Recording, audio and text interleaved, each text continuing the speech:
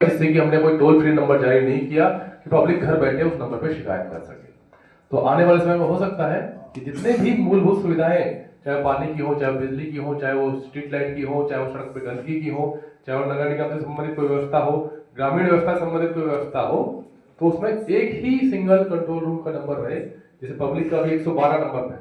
आप कोई भी मुझे फोन करता है कि हमारे घर में विवाद हो गया, झगड़ा हो गया, चोरी हो गई, हम उसको पहला बात यही बोलते हैं कि आप 112 पे कॉल करिए।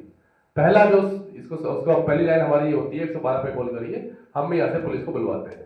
तो इसी तरह जो बाकी सुविधाएं हैं उस पर भी हम लोग प्रयास कर रहे हैं कि ऐसा नंबर हो कि पब्लिक बोले और वो चीज उस पर आगे उसमें बढ़ के टोल फ्री नंबर के माध्यम से जैसे भी हम लोग उस पर उसको समाधान कर सके।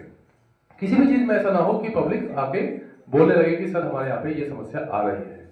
अगर मेरे पास में 100 लोग आते हैं प्रतिदिन मिलने के लिए, तो उसमें से 80 लोग जमीन को लेकर आते हैं। जमीन का जो समस्या हमारे यहाँ पर है, तो सर्वे तो भी चल रहा है। उसके अलावा अभी एक नया अभियान चल रहा है जिसमें कि सभी किसानों की एक रजिस्ट्री बनाई जा रही है, यूनिक आईडी बनाई जा रही है, फार्मर रजिस्ट्री। उस पर अभी लोग काम कर रहे हैं। अभी उसके अंदर जो उनकी जमीन है उसका विवरण उस रजिस्ट्री में दिया जाएगा। जैसे आपका बैंक अकाउंट है उसमें आपका कितनी राशि आप डालते हैं, ऐसे ही आपकी जो जमीन है उसका विवरण उसमें रहेगा कि ये व्यक्ति है, ये इसकी आईडी है और उसके पास ये जमीन है। तो फार्मर रजिस्ट्री अभी चल रहा है। तो प्रयास कर रहे हैं कि जमीन के भी मामले हैं उन पर भी आगे चल के अभियान के तौर पर चलाया जाए और जो 100 में से 80 मामले जमीन को लेकर आते हैं उसका समाधान किया जा सके।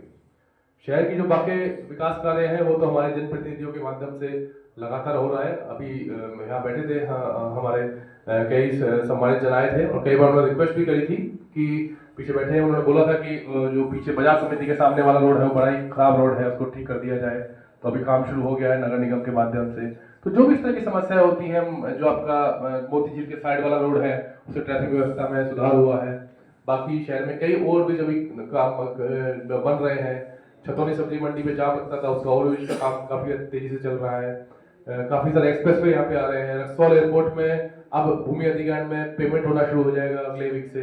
तो हो सकता है कि हमारे जिले का एयरपोर्ट भी अगले 1 से 2 साल में शुरू हो जाए।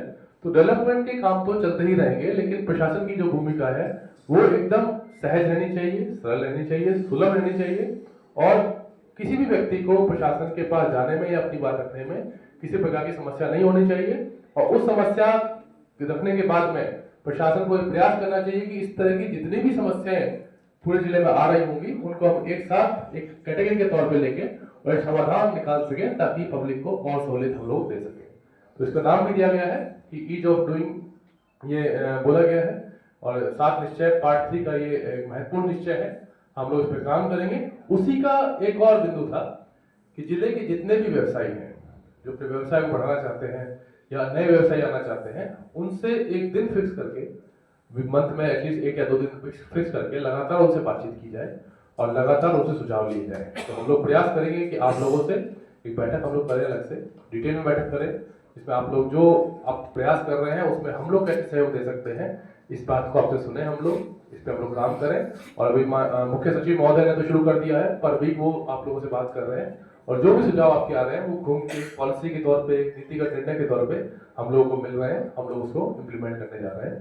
तो ये चीजें होंगी आगे और आगे 5 साल इसी दिशा में हम लोग काम करेंगे।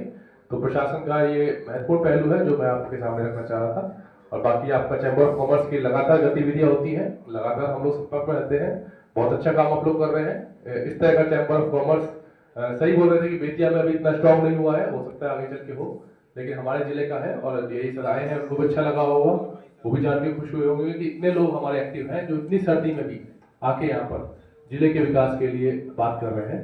मैं आप सभी लोगों का फिर से बहुत बहुत धन्यवाद देना चाहता हूँ। Thank you.